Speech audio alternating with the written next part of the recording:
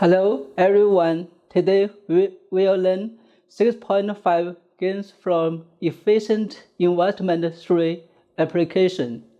It includes 1. A versus K. 2. More bad news. 3. What does the World Bank do? A versus K. For many developing countries, the predicted GDP gains due to financial globalization are large with the benchmark model, but disappointingly small once we augment the model to correct for productivity differences. This is a profound result. Once we allow for productivity differences, investment will not cause poor countries to reach the same level of capital per worker or output per worker as rich countries. Economists describe this outcome as one of long-run divergence between rich and poor countries. And as poor countries can lift their levels of productivity, risk-A access to international financial markets is of limited use. There are not enough opportunities for productive investment for complete convergence to occur. In our previous calculations, we found that Mexico did not have a high level of MPK relative to the United States.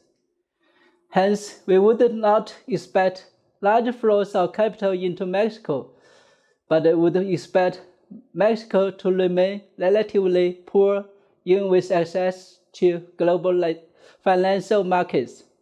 Is this conclusion true in general? What about other developing countries? Table 6-5 repeats the same exercise we just did for many developing countries, including Mexico.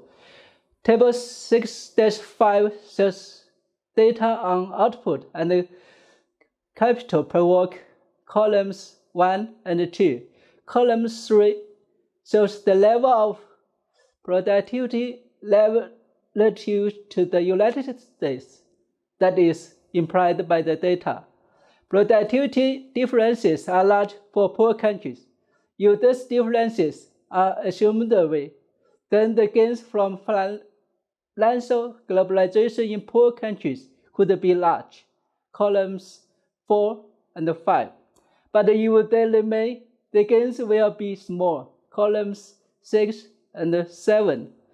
In all cases, predicted GDP gains due to financial globalization are large with the benchmark model, but disappointingly small once we augment the model to correct for productivity differences. Moreover, if we were to allow for the fact that gross national income (GNI) gains are less than GDP gains, as a result of factor payments to foreign capital that would be due on foreign investment, then the net GNI gains would be smaller still. In the developing world, global capital markets typically are not faded. Rather, low levels of productivity make investment unprofitable, leading to low output levels that do not produce convergence. But what exactly does A represent? An old school of thought focused on A as reflecting a country's technical efficiency, considered narrowly as a function of its technology and management capabilities. Today, many economists believe there is very little blocking the flow of such technology between countries, and that the problem must instead be one of implementation.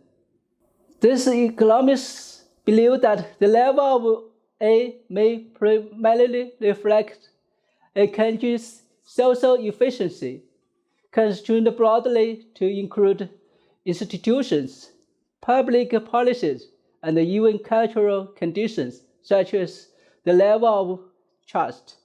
Low productivity might then follow from low levels of human capital, poor education policies, or poor quality institutions, bad governance, corruption, red tape, and poor provision of public goods, including infrastructure. And indeed, there is some evidence that among poorer countries, more capital does tend to flow to the countries with better institutions. To more bad news, other factors are against the likelihood of convergence. The model makes no allowance of risk premiums to compensate for the risk of investing in an emerging country market.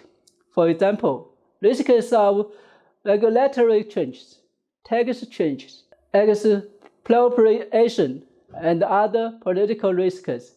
Risk premiums can be substantial. Figure 6-8 shows that risk premium can be substantial in emerging markets, including Mexico. Risk premium may be large enough to cause capital to flow uphill from poor to rich.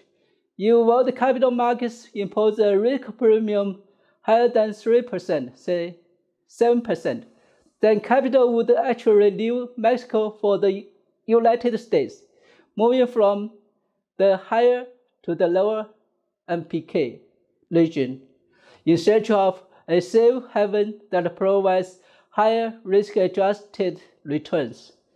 And the U.S. Treasury Securities data indicates that from 1994 to 2006, U.S. holdings of Mexican assets rose from $50 billion to $65 billion, but Mexican holdings of U.S. assets rose from $5 billion to $95 billion. On net, capital moved north. The model assumes that investment goods can be acquired at the same relative price in output terms everywhere.